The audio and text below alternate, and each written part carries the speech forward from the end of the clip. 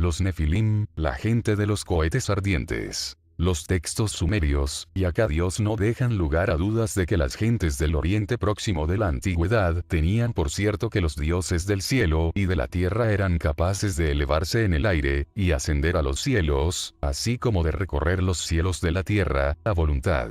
En un texto que trata de la violación de Inanna Ishtar por parte de alguien no identificado, este justifica su acción de este modo. Un día mi reina, después de cruzar el cielo, de cruzar la tierra, Inanna. Después de cruzar el cielo, de cruzar la tierra, después de cruzar el y Subur, después de cruzar.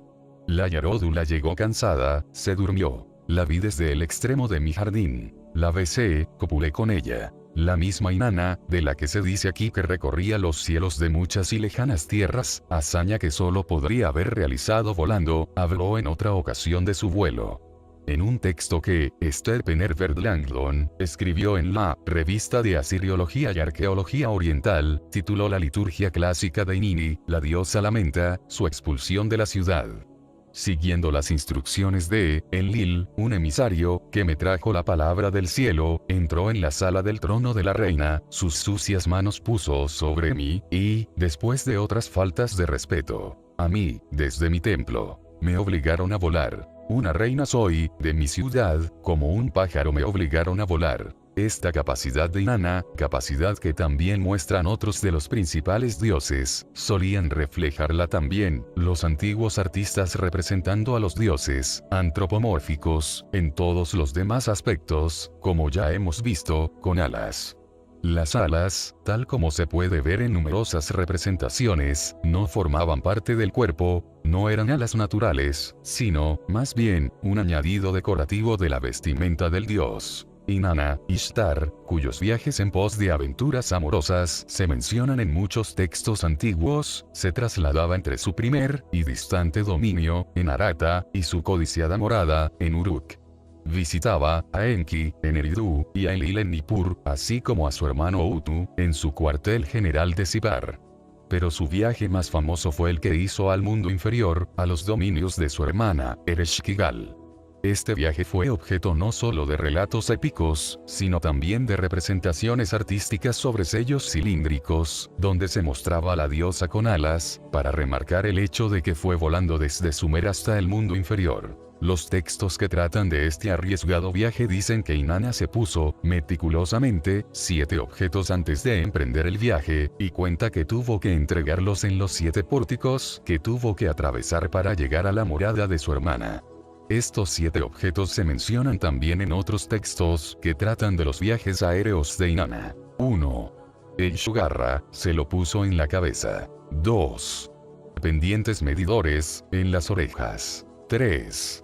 Cadenas de piedrecillas azules, alrededor del cuello. 4. Piedras gemelas, sobre los hombros. 5. Un cilindro dorado, en las manos. 6.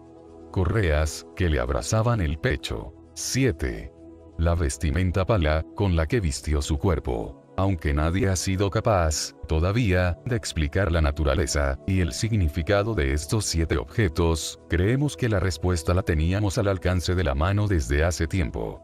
En las excavaciones que realizaron entre 1903 y 1914, Walter Andrade y sus colegas en la capital asiria de Assur, se encontró en el templo de Ishtar, una estatua muy deteriorada de la diosa, donde se podían observar diversos artilugios sujetos al pecho y a la espalda. En 1934, los arqueólogos que excavaban en Mari, se encontraron con una estatua similar, pero intacta, enterrada en el suelo. Era la representación a tamaño natural de una hermosa mujer. Su poco común tocado estaba adornado con un par de cuernos, señalando con ello que se trataba de una diosa. Estimando su antigüedad en unos 4000 años de edad, los arqueólogos se quedaron impresionados por el aspecto tan realista de la estatua. En una foto, resultaba difícil distinguirla de los hombres vivos. Le pusieron por nombre la diosa del vaso, porque sostenía en las manos un objeto cilíndrico. A diferencia de las tallas planas, o de los bajorrelieves, esta representación tridimensional, y, a tamaño natural de la diosa, revela interesantes rasgos de su atuendo. En la cabeza no lleva un sombrero de señora, sino un casco especial. Sobresaliendo de él, a ambos lados, y adaptándose a las orejas, hay unos objetos que le recuerdan a uno los auriculares de un piloto. En el cuello y sobre el pecho, la diosa lleva un collar de multitud de piedrecillas, probablemente preciosas. Y en las manos sostiene un objeto cilíndrico que parece demasiado grueso y pesado como para ser un recipiente de agua. Sobre una blusa semitransparente, 2 correas le cruzan el pecho, llegando a la espalda, y sosteniendo en su lugar, una extraña caja de forma rectangular. La caja está estrechamente ceñida a la parte posterior del cuello de la diosa, firmemente sujeta al casco con una correa horizontal. Fuese lo que la caja llevase dentro, debió de ser algo pesado, pues el artilugio precisa del apoyo, adicional de 2 grandes sombreras. El peso de la caja debió de incrementarse con una manguera que está conectada a su base con una abrazadera circular. El equipo completo de instrumentos se sostiene en su lugar con la ayuda de 2 series de correas que entrecruzan la espalda y el pecho de la diosa. El paralelismo entre los 7 objetos que necesitaba Inanna para sus viajes aéreos, y el vestuario y los objetos que lleva la estatua de Mari, y, probablemente, también la otra mutilada que se encontró en el templo de Ishtar, en Asur, es fácilmente demostrable. Vemos los pendientes medidores, los auriculares, en las orejas. Las hileras o cadenas de piedrecillas alrededor del cuello, las piedras gemelas, las 2 sombreras, sobre los hombros, el cilindro dorado en las manos, y las correas que se entrecruzan en su pecho. Ciertamente va vestida con una vestimenta pala, vestimenta del soberano, y en la cabeza lleva el casco, Shugarra, un término que, literalmente significa, lo que hace ir lejos en el universo. Todo esto nos sugiere que el atuendo de Inanna era el de un aeronauta, o un astronauta. El Antiguo Testamento llamaba a los ángeles del Señor, Malachim, literalmente, emisarios, que llevaban los mensajes divinos, y hacían cumplir los mandatos de Dios. Tal como se nos revela, en multitud de casos, eran aviadores divinos. Jacob los vio subiendo en una escalera celeste. Agar, la concubina de Abraham, le hablaron desde el aire, y fueron ellos los que llevaron a cabo la destrucción aérea de Sodoma y Gomorra. El relato bíblico de los sucesos que precedieron a la destrucción de las 2 ciudades pecadoras ilustra el hecho de que estos emisarios eran, por una parte, antropomórficos en todos los aspectos, y, por otra, podían ser identificados como ángeles, tan pronto se les observaba. Sabemos que su aparición era repentina. Abraham levantó los ojos y, he aquí, que había 3 individuos parados a su lado. Haciendo reverencias y diciéndoles mis señores, les imploró, no paséis de largo cerca de vuestro servidor, y los persuadió para que se lavaran los pies, descansaran, y comieran. Después de hacer lo que les pedía a Abraham, 2 de los ángeles, el tercer hombre resultó ser el mismo Señor. Y siguieron hasta Sodoma. Lot, el sobrino de Abraham, estaba sentado en la puerta de Sodoma. Al verlos, Lot se levantó a su encuentro y se arrodilló con el rostro en tierra, dijo, si gusta a mis señores, pasar por la casa de tu siervo, y lavarse los pies, y dormir en exceso. Después, él les preparó una comida, y comieron. Cuando la noticia de la llegada de los 2 se difundió por la ciudad, los sodomitas rodearon la casa, desde el más joven hasta el más viejo, todo el pueblo sin excepción, llamaron a voces a Lot, y le dijeron, ¿dónde están los hombres, que han venido hacia ti, esta noche? ¿Cómo eran estos hombres, que comían, bebían, dormían y se lavaban sus cansados pies, y que, no obstante, se les reconocía al instante como ángeles del Señor? La única explicación posible es que, lo que vestían, sus cascos, uniformes, lo que portaban, sus armas, les hacían reconocibles de inmediato. Ciertamente, es una posibilidad que llevaran unas armas muy características. Los 2 hombres de Sodoma, a punto de ser linchados por la turba, a los que estaban en la entrada de la casa, les dejaron deslumbrados, y no podían ver, y no podían encontrar la entrada. Y otro ángel, que en esta ocasión se le apareció a Gedeón, al haber sido elegido juez en Israel, le dio una señal divina al tocar una roca con su bastón, y hacer salir fuego de ella. El equipo dirigido por Walter Andrade aún descubrió otra representación atípica de Ishtar en su templo de Asur. Más como una escultura mural que como un relieve común, se veía a la diosa con un ajustado casco, con los auriculares extendidos, como si dispusieran de sus propias antenas planas, y llevando unas marcadas gafas que parecían formar parte del casco. No hace falta decir que, cualquier hombre que viera a una persona, hombre o mujer, así vestida, se daría cuenta de inmediato de que se acababa de encontrar con un aeronauta divino. Las figurillas de arcilla encontradas en lugares sumerios, y que se estiman que tienen 5000 años de antigüedad, bien podrían ser burdas representaciones de estos malachim, con armas tipo varita mágica. En una de estas figurillas, se ve el rostro a través del visor del casco. En otra, el emisario lleva el clásico tocado cónico divino, y un uniforme adornado de objetos circulares cuya función se desconoce. Los protectores oculares o gafas de las figurillas constituyen un detalle de lo más interesante, porque el Oriente Próximo del cuarto milenio antes de Cristo estaba literalmente inundado de figurillas abarquilladas que representaban, de forma estilizada, la parte superior de las deidades, exagerando su rasgo más prominente. Un casco cónico con visors, o gafas elípticas. Se encontraron montones de figurillas como estas en Tel Brak, un lugar prehistórico situado a orillas del río Kabur, el río en cuyas riberas vio Ezequiel, el carro divino, milenios más tarde. Indudablemente, no es una mera casualidad que los hititas, conectados con Sumer y Akkad, a través de la zona del Kabur, adoptaran como señal escrita para designar a los dioses el símbolo que parece como si fueran unas gafas, algo que adoptaron muy claro de las figurillas de los ojos. Tampoco resulta sorprendente que este símbolo, o jeroglífico del ser divino, expresado en estilos artísticos, llegara a dominar no solo el arte de Asia Menor, sino también el de los primitivos griegos, durante los periodos minoico y micénico. Los textos antiguos indican que los dioses se ponían este atuendo especial no solo para sus vuelos por los cielos terrestres, sino también para ascender a los distantes cielos. Hablando de sus ocasionales visitas a Anu, en su morada celestial, la misma Inanna explicaba que podía llevar a cabo tales viajes, porque el mismo Enlil me abrochó el divino, el atuendo alrededor de mi cuerpo.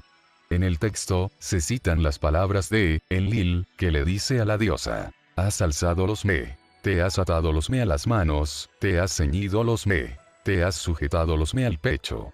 Oh reina de todos los oh luz radiante que con la mano agarra los 7 un primitivo soberano sumerio, que fue invitado por los dioses para ascender a los cielos, recibió el nombre de Enmedurankl, que literalmente significa soberano cuyo me conecta cielo y tierra, una inscripción de Nabucodonosor II, en la que se describe la reconstrucción de un pabellón especial para el carro celeste de Marduk, afirma que este formaba parte de la casa fortificada de los 7 de cielo y tierra. Los historiadores tienen a los por objetos de poder divinos. Sin embargo, literalmente, el término proviene del concepto de nadar en las aguas celestiales. Inanna los describía como partes de la vestimenta celestial, que ella se ponía para sus viajes en el barco del cielo. Así pues, los eran partes del equipo especial que había que ponerse para volar por los cielos de la tierra, así como por el espacio exterior. En la leyenda griega de Ícaro, este intenta volar sujetando con cera unas alas a su cuerpo.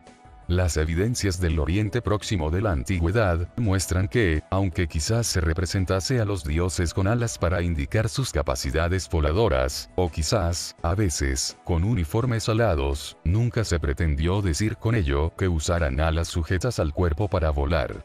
Más bien utilizaban vehículos en estos viajes. El Antiguo Testamento nos cuenta que una noche, en la que el patriarca Jacob estaba en un campo de las cercanías de Harán, este vio una escalera apoyada en tierra, y cuya cima tocaba los cielos, en la que los ángeles del Señor estaban muy ocupados subiendo y bajando. El mismo Señor estaba de pie, en la cima de la escalera. Y el pasmado Jacob, asustado, dijo: así pues, un Dios está presente en este lugar, y yo no lo sabía. ¡Qué temible es este lugar! Ciertamente, esto no es otra cosa sino la morada del Señor, y esta es la puerta del cielo. En este relato hay dos puntos interesantes. El primero consiste en que los seres divinos que suben y bajan por esta puerta del cielo lo hacían utilizando un dispositivo mecánico, una escalera. El segundo, es que la visión toma a Jacob totalmente por sorpresa. La morada del Señor, la escalera, y los ángeles del Señor, que la utilizan no estaban allí cuando Jacob se echó a dormir en el campo. Tuvo la temible visión de repente. Y, por la mañana, la morada, la escalera y sus ocupantes se habían ido. Podríamos llegar a la conclusión de que el equipo utilizado por los seres divinos era una especie de nave que podía aparecer sobre un lugar, cernerse por un rato, y desaparecer de la vista una vez más. El Antiguo Testamento nos informa también que, el profeta Elías, no murió en la tierra, sino que, subió al cielo, en un torbellino. Este no fue un suceso repentino, inesperado. La ascensión de Elías a los cielos estaba prevista. Se le dijo que fuera a Betel, la casa del Señor, un día determinado. Ya se habían difundido rumores entre sus discípulos de que estaba a punto de ser llevado a los cielos. Y, cuando le preguntaron a su discípulo más cercano si el rumor era cierto, este les confirmó que, de hecho, el Señor arrebatará al Maestro hoy. Y después, apareció un carro de fuego, y caballos de fuego. Y Elías subió al cielo, en un torbellino. Aún más famoso, y, ciertamente, mejor descrito, fue el carro celeste, visto por el profeta Ezequiel, que vivió entre los deportados judíos en las orillas del río Cabur, en el norte de Mesopotamia. Los cielos se abrieron, y yo vi las apariciones del Señor. Lo que Ezequiel vio fue un ser de aspecto humano, envuelto en brillos y resplandor, sentado en un trono que descansaba sobre un firmamento de metal dentro del carro. El vehículo, que podía moverse en cualquier dirección con sus ruedas dentro de ruedas, y elevarse del suelo verticalmente, fue descrito por el profeta como un torbellino fulgurante. Y vi un torbellino que venía desde el norte, como una nube grande con destellos de fuego y resplandores en torno. Y dentro de él, en medio del fuego, había un resplandor, como el fulgor del halo. En algunos estudios recientes sobre esta descripción bíblica, como el de Joseph Blumrich, de la Administración Nacional Aeronáutica y del Espacio de los Estados Unidos, NASA, se ha llegado a la conclusión de que el carro que vio Ezequiel era una especie de helicóptero, compuesto de una cabina sobre 4 ejes, cada uno equipado con alas rotatorias, es decir, un torbellino. Alrededor de 2 milenios antes, cuando el soberano sumerio Gudea conmemoraba la construcción del templo de su dios, Ninurta, escribió que se le apareció un hombre que brillaba como el cielo, por el casco que llevaba en la cabeza, era un dios. Cuando Ninurta y 2 acompañantes divinos se le aparecieron a Gudea, estaban de pie junto al pájaro negro del viento divino de Ninurta. Al final, resultó que el propósito principal para la construcción del templo fue el proporcionar una zona de seguridad, un recinto especial dentro de los terrenos del templo, para este pájaro divino. Gudea relató que, para la construcción de este recinto, se necesitaron enormes vigas y gigantescas piedras traídas de muy lejos, y la construcción del templo se dio por terminada solo después de que el pájaro divino entrara en el recinto. Una vez allí, el pájaro divino pudo agarrarse al cielo, y fue capaz de reunir cielo y tierra. El objeto era tan importante, sagrado, que estaba permanentemente protegido por 2 armas divinas, el cazador supremo, y el asesino supremo, armas que emitían rayos de luz, y rayos que daban muerte. La similitud entre las descripciones bíblicas y sumerias, tanto de los vehículos como de los seres en su interior, son obvias. La descripción de los vehículos como de un pájaro de viento y un torbellino que podía elevarse hacia el cielo, mientras emitía un resplandor, no deja lugar a dudas de que se trataba de algún tipo de máquina voladora. Unos murales enigmáticos descubiertos en Tel Gasul, un lugar al este del Mar Muerto, cuyo nombre antiguo nos resulta desconocido, pueden arrojar algo de luz sobre este tema. Estos murales, datados en los alrededores del 3500 a.C., representan una gran brújula de 8 puntas, la cabeza de una persona con casco dentro de una cámara con forma de campana y 2 diseños de un aparato mecánico que bien podrían ser los torbellinos de la antigüedad. Los textos antiguos hablan también de algún vehículo utilizado para subir a los aeronautas a los cielos.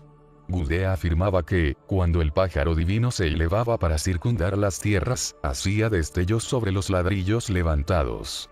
El recinto protegido era descrito como Munadaturtur, lugar de descanso de piedra fuerte del Mu. Urkagina, que gobernó en Lagash, decía del pájaro negro de viento divino. El Mu, que ilumina como un fuego alto y fuerte que hubiera hecho yo. De forma parecida, Luotu, que gobernó en Uma, en el tercer milenio antes de Cristo, construyó un lugar para un Mu, que sale, en un fuego, para el dios Utu, en el lugar señalado del interior de su templo. El rey babilonio Nabucodonosor II, en sus anotaciones sobre la reconstrucción que hizo del recinto sagrado de Marduk, decía que dentro de los muros fortificados, hechos de ladrillo cocido, y reluciente mármol de ónice, levanté la cabeza del barco Idgeul, el carro principesco de Marduk. El barco Sagmuku, cuya llegada se observa, el viajero supremo entre cielo y tierra, en medio del pabellón que yo construí, apantallando sus costados. Idgeul, el primer epíteto empleado para describir a este viajero supremo, o carro de Marduk, significa literalmente, alto hasta el cielo, brillante en la noche. Sagmuku, el segundo epíteto utilizado para describir al vehículo, sin duda, un barco resguardado en un pabellón especial, significa el brillante Mu, que es para ir lejos. El que hubiera un Mu, un objeto cónico con la parte superior ovalada, instalado de verdad en el interior del recinto sagrado de los templos de los grandes dioses del cielo y de la tierra, es algo que, afortunadamente, se puede demostrar. En una antigua moneda encontrada en Biblos, la bíblica Jebal, en la costa mediterránea del actual Líbano, se representa el gran templo de Ishtar. Aunque aquí se muestra con la apariencia que tenía en el primer milenio antes de Cristo, los requisitos existentes para que los templos se construyeran y reconstruyeran en el mismo lugar y según el plano original, hacen que lo que veamos ahora sean los elementos básicos del templo original de Biblos, diseñado milenios atrás. La moneda retrata un templo con dos partes. En la parte frontal se encuentra la estructura principal del edificio, imponente con su pórtico columnado. Pero, detrás, hay un patio interior, o zona sagrada, oculto y protegido por un enorme muro. Está claro que es una zona elevada, pues solo se puede acceder a ella subiendo unas escaleras. En el centro de esta zona sagrada hay como una plataforma que, por su entramado de vigas cruzadas, similar al de la Torre Eiffel, da la sensación de que fuera construida para soportar un gran peso. Y, de pie sobre la plataforma, se encuentra el objeto de toda esta seguridad y protección, un objeto que solo puede ser un Mu. Como la mayoría de las palabras monosilábicas sumerias, Mu tenía un significado principal. En el caso de Mu, el significado era aquello que se eleva recto. Entre sus 30 y tantos matices se incluyen los significados de alturas, fuego, mandato, periodo contado, así como, en tiempos posteriores, aquello por lo cual se le recuerda a uno. Sí, desde las estilizaciones asirias y babilonias del signo escrito de Mu, nos remontamos hasta sus pictografías originales sumerias, nos encontraremos con la siguiente evidencia gráfica. Vemos, claramente, una cámara cónica sola, o con una sección más estrecha añadida. Desde una cámara en el cielo dorada te vigilaré, prometía Inanna al rey asirio. ¿Acaso era este Mu la cámara celestial? En un himno a Inanna Ishtar y sus viajes en el barco del cielo se indica, con toda claridad, que el Mu era el vehículo en el cual recorrían los dioses del cielo. Dama del cielo. Ella se pone la vestimenta del cielo. Valientemente asciende hacia el cielo. Sobre todas las tierras pobladas. Vuela en su Nu. Dama, que en su Nu. En las alturas del cielo aletea gozosa. Sobre todos los lugares de descanso vuela en su Nu. Existen evidencias que demuestran que la gente del Mediterráneo oriental había visto estos objetos similares a cohetes no solo en algún templo, sino volando de verdad. En los glifos hititas, por ejemplo, se pueden ver, contra un fondo de cielos estrellados, misiles que cruzan, cohetes montados sobre rampas de lanzamiento, y hasta un dios en el interior de una cámara radiante. El profesor Henry Frankfurt, quien fue el que escribió el libro Sellos cilíndricos, en su demostración sobre el modo en que se difundió por todo el mundo antiguo el arte de la elaboración de sellos cilíndricos, así como los temas representados en ellos, reproduce el diseño de un sello encontrado en Creta y datado en el siglo XIII a.C. Los grabados del sello representan, con toda claridad, un cohete que cruza el cielo propulsado por llamas que salen por su parte trasera. Los caballos alados, los animales entrecruzados, el globo celeste alado y la deidad con cuernos en su tocado son, todos ellos, conocidos temas mesopotámicos. Ciertamente, se puede aceptar que el cohete ardiente, que aparece en el sello cretense, era también un objeto familiar en todo el Oriente Próximo de la antigüedad. De hecho, se puede ver un cohete con alas o aletas, alcanzable mediante una escalera, en una tablilla excavada en Geser, una ciudad de la antigua Canaán, al oeste de Jerusalén. En la doble impresión del mismo sello, se ve también un cohete descansando en el suelo, junto a una palmera. La naturaleza, o el destino celeste de estos objetos vienen confirmada por símbolos del Sol, la Luna, y las constelaciones zodiacales que adornan el sello. Los textos mesopotámicos en los que se habla de los recintos interiores de los templos, de los viajes celestes de los dioses, o, incluso, de casos en los que algún mortal ascendió a los cielos, emplean el término sumerio, Mu, o, sus derivados semitas, Shumu, lo que es un, Mu, Sham, o Shem. Dado que el término tuvo también la connotación de aquello por lo cual se le recuerda, a uno, al final se le ha dado el significado de nombre. Pero la aplicación universal de nombre a los textos más primitivos, en los que se habla de un objeto utilizado para volar, ha oscurecido el verdadero significado de los registros antiguos. Así, George Aaron Barton, en su libro, Las inscripciones reales de Sumer y Akkad, estableció la incuestionada traducción de la inscripción del templo de Gudea, que Sumu abrazará las tierras, de horizonte a horizonte, como su nombre cubrirá las tierras. En un himno a Ishkur, en el que se alaba Sumu, que despide rayos que podían alcanzar a las alturas del cielo, se traduce a sí mismo: tu nombre es radiante, alcanza el tope del cielo. Sin embargo, teniendo la sensación de que Mu, o Shem, puede identificar a un objeto y no un nombre, algunos historiadores han tratado este término como un sufijo, o fenómeno gramatical que no requiere traducción, y han optado por ignorarlo completamente. No es demasiado difícil localizar la etimología del término, y la ruta por la cual la cámara celeste asumió el significado de nombre.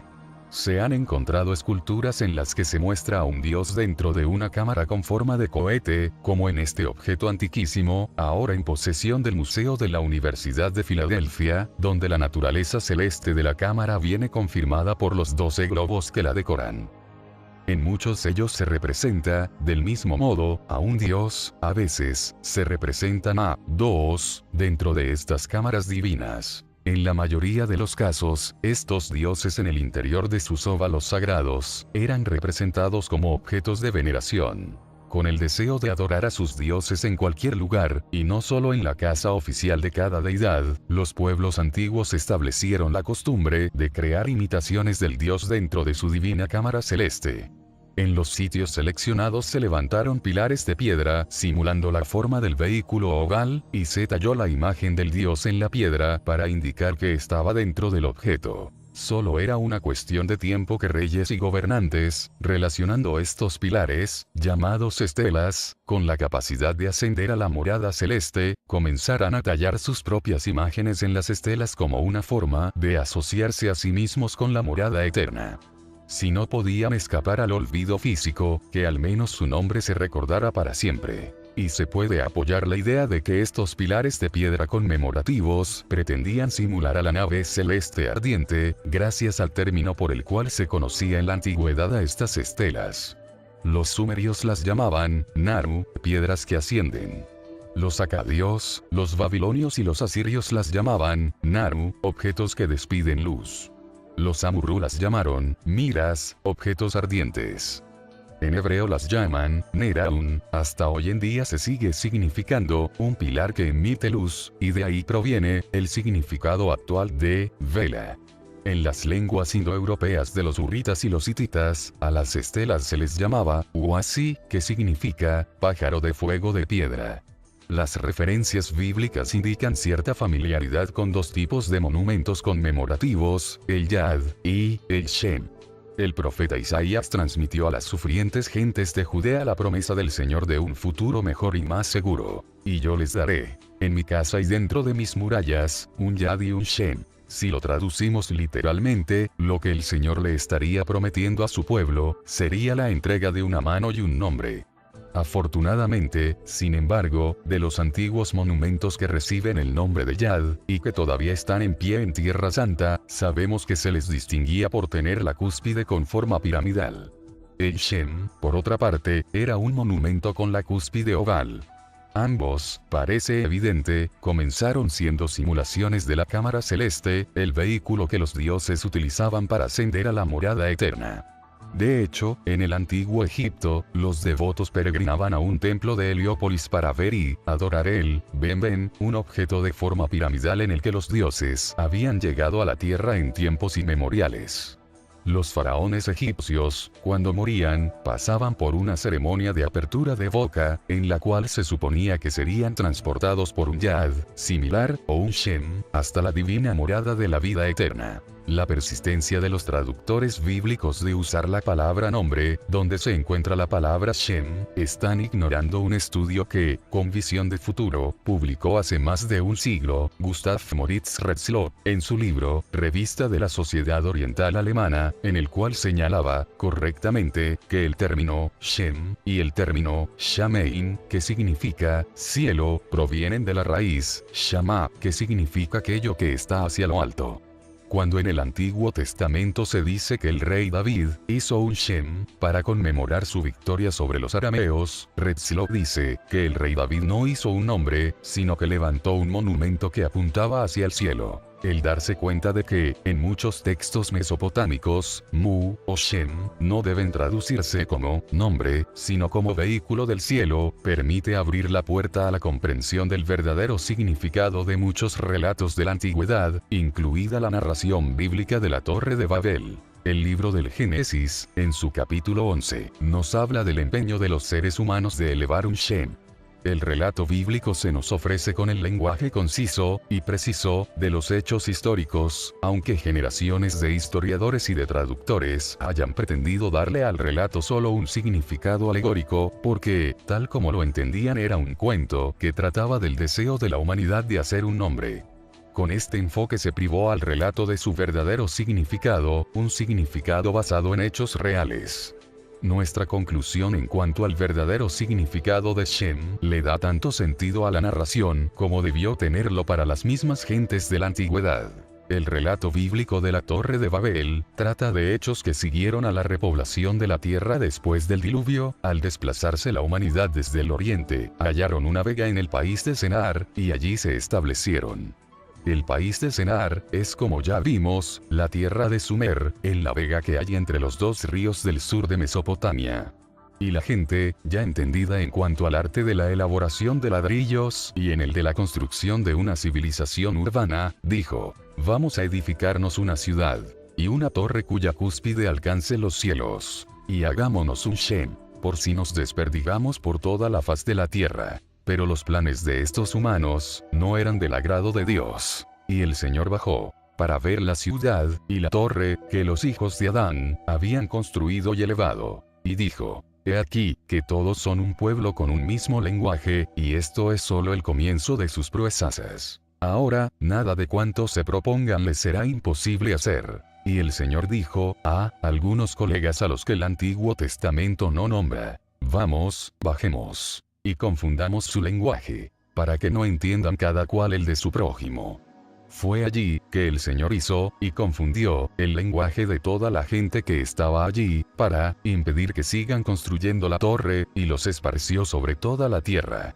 Por eso la torre quedó con el nombre de Babel, que significa confusión. La traducción tradicional de Shem como nombre ha hecho que el relato resultará incomprensible durante generaciones. Porque los antiguos habitantes de Babel, en Babilonia, se empeñaron en hacerse un nombre, porque había que poner el nombre sobre una torre cuya cúspide alcance los cielos, y como el hacerse un nombre iba a contrarrestar los efectos de la dispersión de la humanidad por toda la tierra, si todo lo que la gente quería era de hacerse una reputación, tal como explican los historiadores por qué disgustó tanto este empeño al Señor, porque la deidad consideró de que hacerse de un nombre como una hazaña tras la cual nada de cuanto se propongan les será imposible hacer. Las explicaciones tradicionales son, indudablemente, insuficientes para aclarar por qué el Señor consideró necesario convocar a otras deidades que no se nombran para bajar y dar fin a este esfuerzo humano. Creemos que las respuestas a todas estas preguntas se hacen plausibles, incluso obvias, si traducimos por vehículo aéreo, en vez de nombre, el término Shem, que es la palabra empleada en el texto original hebreo de la Biblia. De este modo, el relato trataría de la preocupación de los seres humanos por no perder el contacto entre ellos a medida que las gentes se fueran esparciendo por la tierra. Por esto decidieron construir un vehículo aéreo y levantar una torre de lanzamiento para este vehículo, con el fin de poder volar también ellos, como la diosa Ishtar, por ejemplo, en un nu, sobre todas las tierras pobladas. Una parte del texto babilonio conocido como la Epopeya de la Creación, cuenta que la primera puerta de los dioses la construyeron en Babilonia los mismos dioses. A los Anunnaki, los dioses de base, se les ordenó: construid la puerta de los dioses. Que se elabore su enladrillado. Su Shem estará en el lugar designado. Durante 2 años, los Anunnaki trabajaron sin descanso, aplicaron la herramienta, moldearon ladrillos, hasta que elevaron a las alturas la cúspide de Esagí, la casa de los grandes dioses, y construyeron la torre de la plataforma tan alta como el alto cielo. Hubo cierto descaro por parte de la humanidad al establecer su propia torre de lanzamiento, en un lugar utilizado originariamente por los dioses para este propósito, pues el nombre del lugar, Babili, significa literalmente puerta de los dioses. ¿Existe alguna otra evidencia que corrobore el relato bíblico y nuestra interpretación de él? El sacerdote e historiador babilonio Beroso, que en el año 13 a.C. compiló una historia de la humanidad, dice que los primeros habitantes de la tierra, regocijándose en su propia fortaleza, se propusieron levantar una torre cuya cúspide alcanzara el cielo. Pero los dioses y unos fuertes vientos la derrumbaron, y los dioses introdujeron una gran diversidad de lenguas entre los hombres, que hasta aquel entonces hablaban todos el mismo lenguaje. George Smith, en su libro, El relato caldeo de Génesis, encontró en los escritos del historiador griego Esteo, una reseña, en la que se decía que, de acuerdo con antiguas tradiciones, la gente que escapó al diluvio llegó a Senar, en Babilonia, pero que fueron sacados de allí por una diversificación de lenguas. El historiador, Alejandro Polistor, siglo I a.C., escribió que todos los hombres hablaban la misma lengua en un principio, y que, después, algunos se propusieron levantar una enorme y noble torre, con el fin de poder trepar hasta el cielo, pero que el Dios Supremo confundió sus intenciones enviando un torbellino, y, a cada tribu se le dio un lenguaje diferente. La ciudad donde sucedió esto fue Babilonia. En estos momentos, existen pocas dudas respecto al hecho de que los relatos bíblicos, así como las informaciones de historiadores griegos de hace 2000 años, y de su predecesor Beroso, tengan todos un origen sumerio anterior. Archibald Henry Sayce, en su libro, La religión de los babilonios, dice que, en los fragmentos de una tablilla que hay en el Museo Británico, leyó la versión babilonia de la construcción de la Torre de Babel. En todos los casos, el empeño por alcanzar los cielos, y la subsiguiente confusión de lenguas, son los elementos básicos de la versión. Existen otros textos sumerios que registran la deliberada confusión de la lengua del hombre a cargo de un dios airado. Presumiblemente, la humanidad no poseía en aquel momento la tecnología necesaria para un proyecto aeroespacial de tal calibre. Para ello, era esencial la guía y la colaboración de un dios entendido en el tema. ¿Hubo algún dios que desafiara a los demás ayudando a la humanidad? En un sello sumerio se muestra una confrontación armada entre dioses, aparentemente, por la construcción humana de una torre plataforma. Una estela sumeria que se exhibe en el Museo Louvre, en París, puede muy bien representar el incidente del que se habla en el libro del Génesis. Fue elevada, en los alrededores del 2300 a.C., por Naram-Sin, rey de Akkad, y los expertos suponen que representa al victorioso rey sobre sus enemigos. Pero la gran figura central es la de una deidad y no la de un rey humano, pues lleva un casco adornado con cuernos, la marca de identidad exclusiva de los dioses. Además, esta figura central no parece ser el líder de los humanos, más pequeños en tamaño, sino que parece estar pasándoles por encima. Por su parte, los humanos no parecen estar metidos en ninguna actividad guerrera, sino que parecen estar marchando hacia, y adorando, el mismo objeto cónico grande sobre el cual tiene puesta su atención la deidad. Armado con un arco y una lanza, la deidad parece ver el objeto más como algo amenazador que como un objeto de adoración. El objeto cónico se muestra como alcanzando a 3 cuerpos celestes. Por su tamaño, forma y propósito parece tratarse de un Shem, por lo que la escena podría estar representando a un enfurecido dios, totalmente armado, atropellando a la gente que está celebrando la elevación del Shem. Tanto los textos mesopotámicos como el relato bíblico ofrecen la misma moral. Las máquinas voladoras son para los dioses y no para la humanidad. Afirman tanto los textos mesopotámicos como los bíblicos, que los hombres podían ascender a la morada celestial, solo bajo el expreso deseo de los dioses. Y precisamente, en esto se basan muchos relatos de ascensos a los cielos, incluso, de vuelos espaciales. El Antiguo Testamento registra el ascenso a los cielos de varios seres mortales. El primero fue Enoc, un patriarca antediluviano que entabló amistad con Dios, y que caminaba con el Señor. Fue el 17º patriarca en el linaje de Adán, además de bisabuelo de Noé, el héroe del diluvio. El 5º capítulo del libro del Génesis hace una lista genealógica de todos estos patriarcas, y dice las edades que tenían al morir, excepto en el caso de Enoc, que desapareció porque Dios se lo llevó. Tanto por lo que se trasluce como por lo que dice la tradición, Dios se llevó a Enoc al cielo, para escapar de la muerte en la tierra. El otro mortal fue el profeta Elías, que fue arrebatado de la tierra, y llevado al cielo en un torbellino. Otra referencia en el Antiguo Testamento de un tercer mortal que visitó la morada divina, y que fue dotado allí de una gran sabiduría. Se trata de un rey de Tiro, una ciudad fenicia de la costa oriental del Mediterráneo. En Ezequiel 28, leemos que el Señor le encargó al profeta que le recordara al rey cómo, siendo perfecto y sabio, la deidad le había permitido que fuera a ver a los dioses. Fuiste moldeado según un plan, lleno de sabiduría, perfecto en belleza. Has estado en el Edén, el jardín de Dios. Toda forma de piedras preciosas formaban tu manto. Eras un querubín ungido, protegido. Y yo te había puesto en el monte sagrado. Como un dios eras, moviéndote entre las piedras de fuego, pronosticándole al rey de Tiro la muerte de los incircuncisos, a manos de extranjeros, aun cuando les dijera soy un dios. El Señor pasa a explicarle a Ezequiel el motivo. Después de haberle llevado a la morada divina, y haberle dado acceso a toda clase de sabiduría y riquezas, su corazón se hizo engreído, hizo un uso indebido de su sabiduría y profanó los templos. Porque tu corazón se ha engreído, diciendo soy un dios. En la morada de la deidad me senté, en mitad de las aguas. Aunque eres un hombre, no un dios, igualarás tu corazón al de una deidad. Los textos sumerios hablan también de varios hombres, que tuvieron el privilegio de ascender a los cielos. Uno de esos hombres fue Adapa, el hombre modelo, creado por Ea.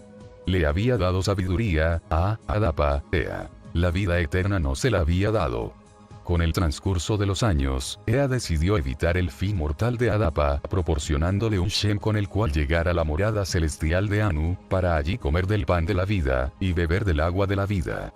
Cuando Adapa llegó a la morada celestial de Anu, este le exigió saber el nombre del que le había proporcionado el Shem, con el cual había llegado a este lugar celeste. Existen varias pistas importantes, tanto en los relatos bíblicos como en los mesopotámicos, sobre los excepcionales ascensos de mortales a la morada de los dioses. Adapa, al igual que el rey de Tiro, fue hecho de un molde perfecto. Todos tenían que conseguir y emplear un Shem, piedra de fuego, para llegar al celestial Edén. Unos habían subido y habían vuelto a la tierra. Otros, como el héroe mesopotámico del diluvio, se quedaron allí para disfrutar de la compañía de los dioses. Y fue para encontrar a este Noé mesopotámico, y para obtener de él el secreto del árbol de la vida, por lo que el Gilgamesh sumerio inició su aventura. La inútil búsqueda del árbol de la vida por parte de un hombre mortal es el tema de uno de los más largos y poderosos relatos épicos que la civilización sumeria legara a la cultura humana.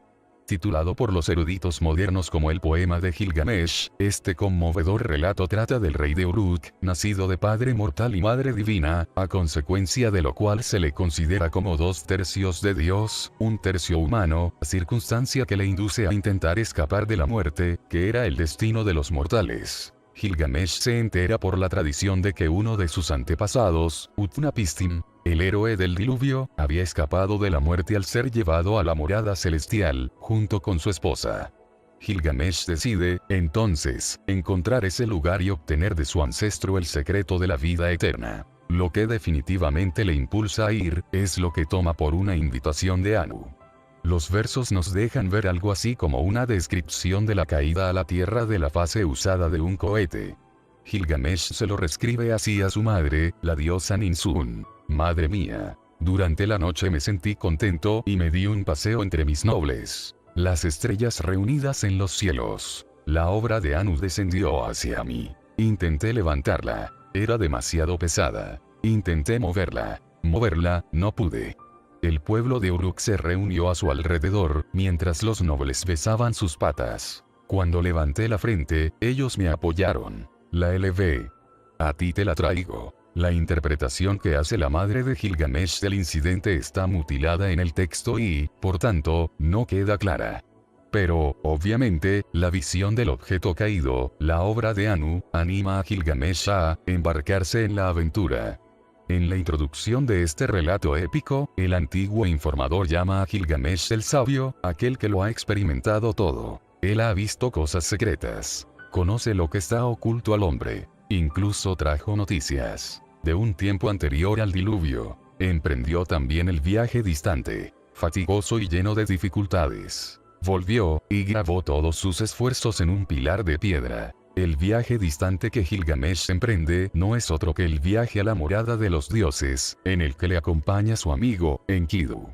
Su objetivo es el país de Tilmun, pues allí Gilgamesh podría hacer ascender un Shem, para él. Las traducciones corrientes emplean la palabra esperada, incorrecta, nombre, cada vez que aparece el sumerio Nu, o el acadio, Shunu, en los antiguos textos. Sin embargo, nosotros emplearemos Shem, para que el verdadero significado del término, un vehículo aéreo, sobreviva. El soberano Gilgamesh dirigió su mente hacia el país de Tilmun. Le dice a su compañero Enkidu: oh, Enkidu. Yo entraría en el país, haría subir a mi Shem. En los lugares donde los Shem se elevan yo elevaría mi Shem. Incapaz de disuadirle, tanto los ancianos de Uruk, como los dioses a los que Gilgamesh consulta, le aconsejan que consiga primero el consentimiento, y la ayuda de Utu Shamash. Si entrarás en el país, informa a Utu, le advierten. El país está a cargo de Utu, le recalcan una y otra vez. Así advertido y aconsejado, Gilgamesh le suplica a Utu su permiso. Déjame entrar en el país. Déjame que haga subir a mi Shem. En los lugares en los que los Shem se elevan, déjame elevar mi Shem. Llévame al lugar del desembarco en. Pon sobre mí tu protección. Una desgraciada fractura en la tablilla nos deja sin saber la situación del lugar del desembarco. Pero, fuese donde fuese, Gilgamesh y su compañero alcanzan por fin sus inmediaciones. Era una zona restringida, protegida por temibles guardianes. Cansados y con sueño, los dos amigos deciden descansar por la noche antes de continuar. Tan pronto les vence el sueño, algo les sacude y les despierta de nuevo. ¿Me has despertado tú?, le pregunta Gilgamesh a su amigo. ¿Estoy despierto?, se pregunta, pues está presenciando algo inusual, algo tan impresionante que le hace preguntarse si está despierto o soñando. Entonces, Gilgamesh le dice a Enkidu: en mi sueño, amigo mío, la tierra de arriba se vino abajo. Me echó abajo, y me atrapó los pies. El resplandor era irresistible. Apareció un hombre. El más perfecto de la tierra era él, su gracia. De debajo de la tierra caída me sacó. Me dio agua para beber. Tranquilizó mi corazón. ¿Quién era este hombre, el más perfecto de la tierra, que sacó a Gilgamesh de debajo de la tierra desprendida, que le dio agua y que tranquilizó su corazón? ¿Y qué era el resplandor irresistible que acompañó al inexplicable desprendimiento de tierra? Inseguro y confundido, Gilgamesh se duerme de nuevo, pero no por mucho tiempo. En mitad de la noche su sueño se cortó. Se incorporó, diciéndole a su amigo: amigo mío, ¿me has llamado? ¿Por qué estoy despierto? ¿No me has tocado? ¿Por qué estoy asustado? ¿No habrá pasado algún dios? ¿Por qué tengo mi piel paralizada y fría? Así, volviéndose a despertar misteriosamente, Gilgamesh se pregunta quién le ha tocado. Si no ha sido su amigo, ¿habrá sido algún dios que pasaba? Una vez más, Gilgamesh se adormece, solo para ser despertado por tercera vez. Y así le describe a su amigo la pavorosa aparición. La visión que tuve fue absolutamente aterradora. Los cielos gritaron, la tierra tronó. Se fue la luz del día, llegó la oscuridad. Un relámpago brilló, una llama se encendió. Las nubes se hincharon, llovió muerte. Después, el fulgor se desvaneció. El fuego se apagó. Y todo lo que había caído se había convertido en cenizas. No hace falta demasiada imaginación para ver en estos pocos versos el antiguo relato de alguien que había presenciado el lanzamiento de un cohete. En primer lugar, el tremendo golpe seco de la ignición de los motores del cohete, los cielos gritaron, acompañado por una fuerte sacudida de la tierra tronó. Nubes de humo y polvo envuelven el lugar del lanzamiento, se fue la luz del día, llegó la oscuridad, para, después, entreverse el brillo de los motores encendidos, un relámpago brilló, y encenderse una llama, a medida que el cohete empieza a subir en dirección al cielo. La nube de polvo y cenizas se hincha en todas direcciones para, después, caer llovió muerte. Más tarde, el cohete se eleva en las alturas, como un rayo hacia el cielo, el fulgor se desvaneció, el fuego se apagó. La nave desaparece ante su vista, y los restos que habían caído se habían convertido en cenizas. Sobrecogido por lo que había visto, y, pese a todo, decidido a alcanzar su destino, Gilgamesh apela una vez más a Shamash, en busca de protección y de apoyo. Tras vencer a un monstruoso guardián, llega a la montaña de Masu, donde se puede ver a Shamash elevarse hasta el tope del cielo. Se encuentra ya cerca de su primer objetivo, el lugar donde los Shem ascienden. Pero la entrada al lugar, que, al parecer, está en el interior de la montaña, está vigilada por feroces guardianes. Su terror es pavoroso, en su mirada está la muerte. Con sus ponderosas luces barren las montañas. Ellos vigilan a Shamash. Cada vez que él asciende y desciende, el dibujo de un sello, en el que se ve a Gilgamesh, el segundo por la izquierda, y a su compañero Enkidu, en el extremo izquierdo, parece representar la intercesión de un dios con uno de los guardianes de aspecto robótico, que quizás eran los que barrían la zona con luz y emitían rayos de muerte. Esta descripción nos trae a la memoria la afirmación que aparece en el libro del Génesis, y que dice que Dios puso la espada que gira en la entrada del jardín del Edén, para impedir el acceso a los humanos. Cuando Gilgamesh explica sus orígenes parcialmente divinos, el propósito de su viaje, acerca de la muerte y de la vida, le quiero preguntar a Utnapishtim, y el hecho de que lo realiza con el consentimiento de Shamash, los guardianes le permiten seguir adelante. Avanzando a lo largo de la ruta de Shamash, Gilgamesh se encuentra en la más absoluta oscuridad. Sin poder ver nada por delante ni por detrás, grita asustado. Viajando durante muchos Verú, una unidad de tiempo, distancia, o, el arco de los cielos, sigue sumido en la oscuridad. Pero, al fin, creció la luz cuando alcanzó los 12 Verú. El texto, maltrecho y desdibujado, prosigue con la llegada de Gilgamesh a un magnífico jardín donde las frutas y los árboles tienen incrustadas piedras semipreciosas. Es ahí donde vive Utnapishtim. Al plantearle el problema a su antepasado, Gilgamesh se encuentra con una respuesta decepcionante. El hombre, dice Utnapishtim, no puede escapar a su destino mortal. Sin embargo, le ofrece a Gilgamesh una forma de posponer la muerte, al revelarle dónde encontrar la planta de la juventud, el hombre se hace joven en la ancianidad. Triunfante, Gilgamesh obtiene la planta, pero, tal como lo quiere el destino, la pierde tontamente en su viaje de vuelta, y regresa a Uruk con las manos vacías. Dejando a un lado los valores literarios y filosóficos de este relato épico, la historia de Gilgamesh nos interesa principalmente por sus aspectos aeroespaciales. El Shem, que Gilgamesh necesitaba para llegar a la morada de los dioses era, indudablemente, una nave espacial, uno de cuyos lanzamientos tuvo ocasión de presenciar cuando se acercaba al lugar de desembarco. Parece ser que estos cohetes estaban situados en el interior de una montaña, y los alrededores, bien vigilados, dan la impresión de ser una zona restringida. Hasta ahora no ha salido a la luz ninguna representación gráfica de lo que vio Gilgamesh, pero, en un dibujo encontrado en la tumba de un gobernador egipcio de un lejano país, se puede ver la cabeza de un cohete por encima del suelo, en un lugar donde crecen palmeras.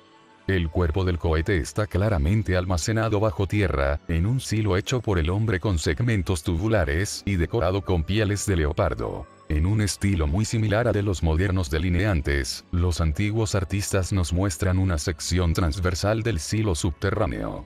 Podemos ver que el cohete tiene varios compartimentos. En el de abajo, se ve a dos hombres rodeados de tubos curvos. Por encima de ellos, hay 3 paneles circulares. Comparando el tamaño de la cabeza del cohete, el Ben-Ben, con el de los 2 hombres que hay en su interior, y con la gente que hay en la superficie, es evidente que la cabeza del cohete, equivalente al sumerio, Mu, la cámara celeste, podía albergar fácilmente a 1 o 2 operadores o pasajeros. Tilmun, era el nombre del país al cual se dirigió Gilgamesh. Este nombre significa, literalmente, país de los misiles. Era el país donde los Shem ascendían, un país bajo la autoridad de Utus Shamash, un lugar donde uno podía ver a este dios ascender hasta el cielo. Y, aunque el homólogo celeste de este miembro del panteón de 12 fuera el Sol, sugerimos que este nombre no significa realmente Sol, sino que era un epíteto que describía sus funciones y responsabilidades. Su nombre sumerio, Utu, significaba el que entra con fulgor. Su nombre acadio derivado, Shemesh, era más explícito. Esh significa fuego, y ya sabemos lo que significaba en sus orígenes Shem. Utus Shamash era el de las naves de fuego. Era él, nos atrevemos a sugerir, el comandante del espaciopuerto de los dioses. La jefatura de Utus Shamash en materia de viajes a la morada celeste de los dioses, y las funciones llevadas a cabo por sus subordinados en conexión con ello, se revelan con mayor detalle aún en otro relato sumerio sobre el viaje de un mortal al cielo. La lista de reyes sumerios nos dice que el 13º soberano de Kis, fue, Etana, el que ascendió al cielo. Esta afirmación no necesitaba demasiadas explicaciones, pues el relato del rey mortal que viajó a los cielos era bien conocido en todo el Oriente Próximo de la antigüedad, y fue motivo de numerosas representaciones en sellos. Se nos cuenta que Etana fue designado por los dioses para traer a la humanidad, la seguridad, y la prosperidad, que la realeza, una civilización organizada, pretendía proporcionar. Pero parece ser que Etana no podía tener un hijo que diera continuidad a la dinastía. El único remedio conocido era cierta planta del nacimiento, que Etana podría obtener solo si se la bajaba de los cielos. Como Gilgamesh tiempo después, Etana recurrió a Shamash, en busca de permiso y ayuda, y, tal como se desarrolla el relato, queda claro que Etana estaba pidiéndole a Shamash un Shem. Oh, Señor, que tu boca lo ordene. Concédeme la planta del nacimiento. Muéstrame la planta del nacimiento. Quítame esta incapacidad. Haz para mí un Shem. Halagado por la oración y con el sacrificio del cordero, Shamash le concedió a Etana el Shem. Pero, en vez de hablar de un Shem, Shamash le dice a Etana que un águila le llevará al deseado lugar celeste. Tras indicar a Etana el camino hasta el foso donde estaba situada el águila, Shamash le explicó a esta por anticipado la misión pretendida. Intercambiando mensajes crípticos con Shamash, su señor, el águila recibió las instrucciones. Te enviaré a un hombre. Se cogerá de tu mano, llévalo aquí, haz todo lo que él te diga, haz lo que te he dicho. Al llegar a la montaña que le había indicado Shamash, Etana vio el pozo, y, dentro de él, había un águila. Siguiendo las órdenes del valeroso Shamash, el águila entró en comunicación con Etana. Una vez más, este explicó su propósito y su destino, tras lo cual, el águila dio instrucciones a Etana, sobre el procedimiento para sacar al águila de su pozo. Los 2 primeros intentos resultaron fallidos, pero, al tercero, el águila fue exitosamente elevada. Al amanecer, el águila le anunció a Etana: amigo mío, hasta el cielo de Anu te voy a llevar. Y, explicándole cómo agarrarse, despegó y se elevó hasta las alturas con rapidez. Como si se tratara del informe de un moderno astronauta, viendo alejarse a la Tierra a medida que su cohete se eleva, el antiguo narrador dice que la Tierra se hacía cada vez más pequeña para Etana. Cuando lo había subido a lo alto un Berú, el águila le dijo a Etana: Mira, amigo mío, lo que parece la tierra. Mira al mar, a los lados de la casa montaña. La tierra se ha convertido en una simple colina, el ancho mar es como una bañera. Cuanto más ascendía el águila, más pequeña parecía la tierra. Cuando llegaron al segundo verú, el águila dijo: amigo mío, echa un vistazo y observa la tierra. La tierra se ha convertido en un surco. El ancho mar es como un cesto de pan. Cuando lo subió al tercer verú, el águila le dijo a Etana: mira, amigo mío, lo que parece la tierra. La tierra se ha convertido en la zanja de un jardinero. Y, entonces, mientras seguían ascendiendo, la tierra desapareció súbitamente de la vista. Cuando miré a mi alrededor, la tierra había desaparecido, y mis ojos ya no podían recrearse en el ancho mar. Según una versión de este relato, el águila y Etana llegaron al cielo de Anu. Pero otra versión afirma que a Etana se le enfriaron los pies cuando dejó de ver la tierra, y ordenó al águila que diera la vuelta, y se zambullera en la tierra. Una vez más, nos encontramos con un paralelo bíblico a tan inusual relato de ver la tierra desde una gran altura. Alabando al Señor Yahvé, el profeta Isaías decía de él: es él el que se sienta sobre el círculo de la tierra, y sus habitantes son como insectos. El relato de Etana nos dice que, buscando un Shem, Etana tuvo que comunicarse con un águila, en el interior de un pozo. El grabado de un sello nos muestra una estructura alta, con alas, una torre de lanzamiento, desde encima de la cual se eleva un águila. ¿Qué o quién era el águila que llevó a Etana a los distantes cielos? No podemos evitar asociar el antiguo texto con el mensaje enviado a la Tierra por Neil Armstrong, comandante de la nave espacial Apolo 11, en julio de 1969, Houston. Aquí, base de la tranquilidad. El águila ha alunizado. Estaba informando del primer aterrizaje del hombre en la Luna. Base Tranquilidad era el lugar del alunizaje. Águila era el nombre del módulo lunar, que se separó de la nave especial y llevó a los 2 astronautas a la Luna, para luego volver a la nave madre. Cuando el módulo lunar se separó para volar por sí mismo en la órbita lunar, los astronautas informaron al control de la misión en Houston con estas palabras: el águila tiene alas. Pero águila también podía designar a los astronautas que tripulaban la nave espacial. En la misión Apolo 11, águila era también el símbolo de los astronautas, que lo llevaban como emblema en sus trajes espaciales. Al igual que, en el relato de Etana, ellos también eran águilas que podían volar, hablar y comunicarse. Como hubiera representado un artista de la antigüedad a los pilotos de las naves celestes de los dioses, los habría representado, por casualidad, como águilas. Eso es exactamente lo que hemos descubierto. El grabado de un sello asirio de alrededor del 1500 a.C. muestra a 2 hombres águilas saludando a un Shem. Se han encontrado numerosas representaciones de tales águilas, los historiadores les llaman hombres pájaro. En la mayoría de ellas se les muestra flanqueando el árbol de la vida, como para recalcar que ellos, con sus Shem, establecen el vínculo con la morada celeste, donde se encuentran el pan de la vida y el agua de la vida.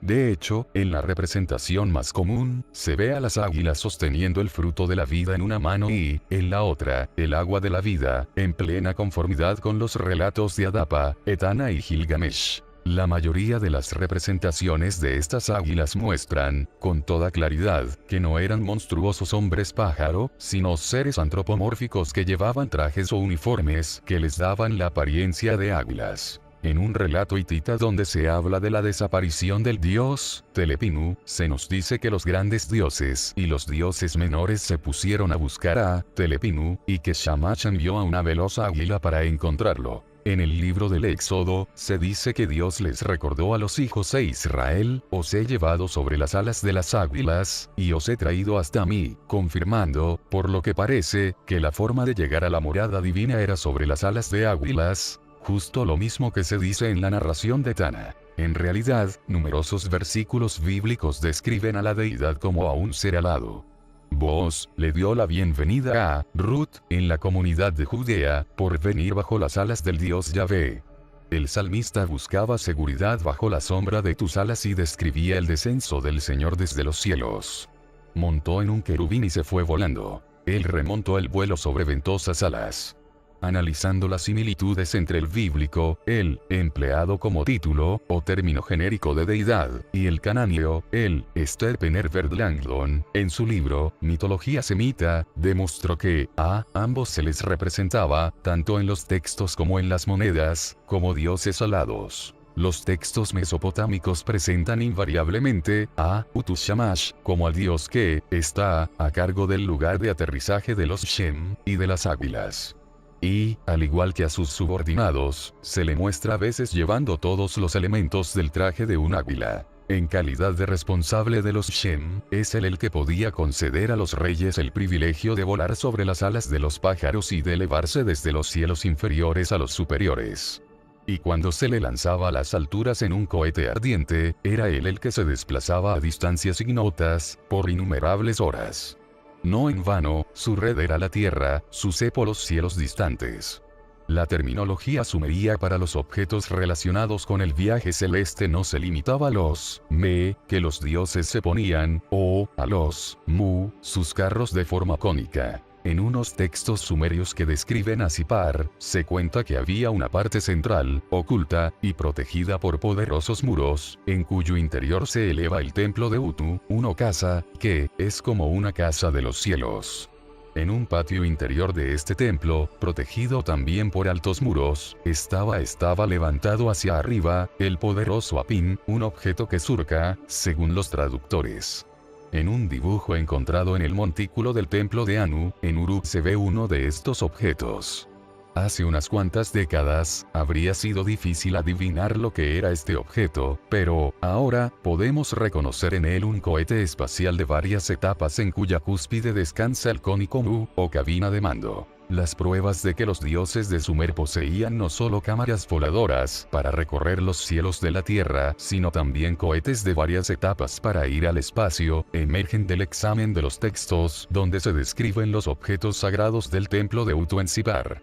Se nos cuenta que a los testigos del Tribunal Supremo de Sumer se les hacía prestar juramento en un patio interior, junto a un pórtico a través del cual podían ver y enfrentarse a tres objetos divinos, que tenían por nombres, la esfera dorada, la cabina de la tripulación, el Gir, y el Alik Marati, un término que literalmente significaba, impulsor que hace ir a las naves, o lo que nosotros llamaríamos motor.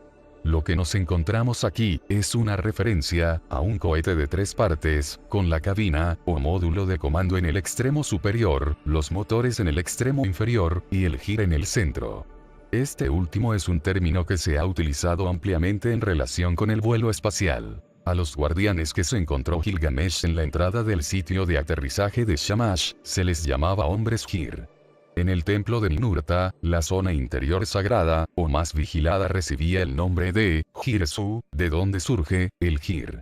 Se admite en general que Gir era un término utilizado para describir a un objeto de bordes afilados.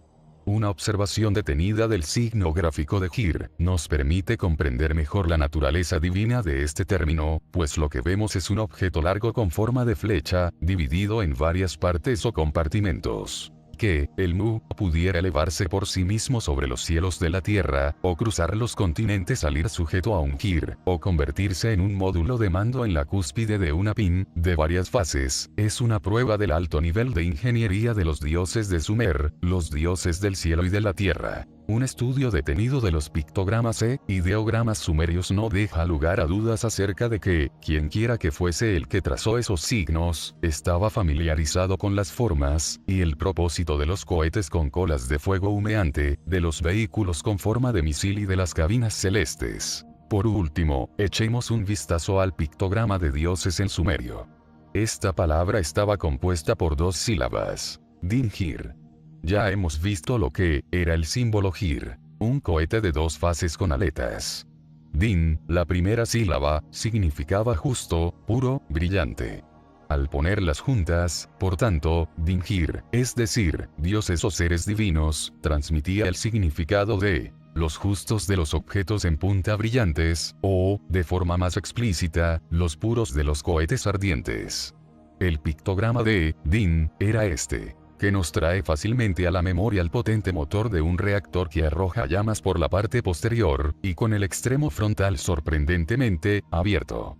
Pero la alteración se convierte en asombro, cuando deletreamos Dingir, combinando los dos pictogramas. La cola del Gir, con aletas encaja, a la perfección con la abertura frontal del Din. El asombroso resultado es la imagen de una nave especial, propulsada por un cohete, con un módulo de aterrizaje que encaja a la perfección, de la misma manera que el módulo lunar encaja, en la nave espacial Apolo 11.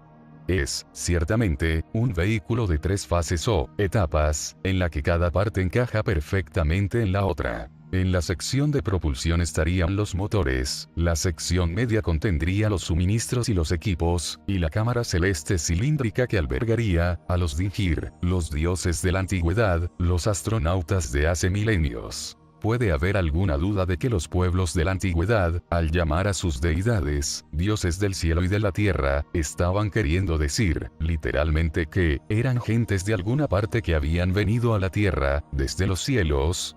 Las evidencias hasta ahora presentadas, en lo referente a los antiguos dioses y sus vehículos, no deberían dejar espacios a la duda de que hubo una vez seres vivos de carne y hueso que, literalmente, bajaron a la tierra desde los cielos. Incluso los primeros recopiladores del Antiguo Testamento, que consagraron la Biblia a un único Dios, consideraron necesario reconocer la presencia en la tierra de estos seres divinos en la antigüedad.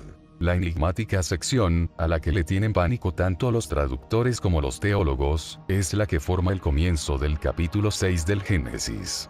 Ocupa el espacio que hay entre la reseña de la expansión de la humanidad a lo largo de las generaciones después de Adán, y el relato del desencanto divino con la humanidad que precedió al diluvio. Afirma, inequívocamente, que, en aquel tiempo, los hijos de los dioses vieron que las hijas de los hombres estaban bien, y tomaron por esposas a las que preferían de entre todas ellas. Las connotaciones de estos versículos, y los paralelismos que hay con los relatos sumerios de los dioses, de sus hijos y nietos, y de la descendencia semidivina resultante de la cohabitación entre dioses y mortales, se acumula mientras seguimos leyendo los versículos bíblicos. Los Nefilim estaban sobre la tierra, en aquellos días y también después, cuando los hijos de los dioses cohabitaban con las hijas de el Adán, y ellas les daban hijos. Ellos fueron los poderosos de la eternidad, el pueblo del Shem. La traducción que figura aquí no es la traducción tradicional. Durante mucho tiempo, la expresión los Nefilim estaban sobre la tierra, se tradujo como, había gigantes sobre la tierra. Pero los traductores modernos reconocen el error, optando al final por dejar intacto el término hebreo Nefilim, en la traducción. En el versículo, el pueblo, gente, del Shem, como sería de esperar, se tradujo como la gente que tenía un nombre, y, de ahí, los hombres famosos. Pero, como ya hemos dicho, el término Shem, se debe tomar en su sentido original, un cohete, una nave espacial. Entonces, ¿qué significa el término, Nefilim? Derivado de la raíz semita, NFL, ser lanzado abajo, significa exactamente lo que dice. Aquellos que fueron arrojados a la tierra. Los teólogos contemporáneos y los eruditos bíblicos han preferido evitar estos molestos versículos, justificándolos alegóricamente, o, simplemente, ignorándolos por completo. Pero los escritos judíos de la época del Segundo Templo reconocieron en estos versículos los ecos de antiguas tradiciones sobre los ángeles caídos. Algunos de los más antiguos trabajos de historiadores llegaron a mencionar los nombres de estos seres divinos que cayeron del cielo y estaban en la tierra en aquellos días. Shamasai, centinela del Shem, Usa, poderoso, y Uziel, poder de Dios. Malvin, un destacado comentarista bíblico judío del siglo XIX, reconocía estas antiguas raíces y explicaba que en la antigüedad, los soberanos de los países eran los hijos de las deidades que llegaron a la tierra desde los cielos, y gobernaron la tierra, y tomaron esposas de entre las hijas del hombre. Y entre su descendencia hubo héroes y poderosos, príncipes y soberanos. Estas historias, decía Malvin, eran de los dioses paganos, hijos de las deidades que, en tiempos primitivos, cayeron desde los cielos a la tierra. Esta es la razón por la que se llamaron a sí mismos Nefilim, es decir, aquellos que cayeron. Con independencia de las implicaciones teológicas, no se nos puede escapar el significado literal y original de los versículos. Los hijos de los dioses que vinieron a la tierra desde los cielos eran los Nefilim. Y los Nefilim eran el pueblo del Shem, el pueblo de las naves espaciales. A partir de aquí, les seguiremos llamando por su nombre bíblico.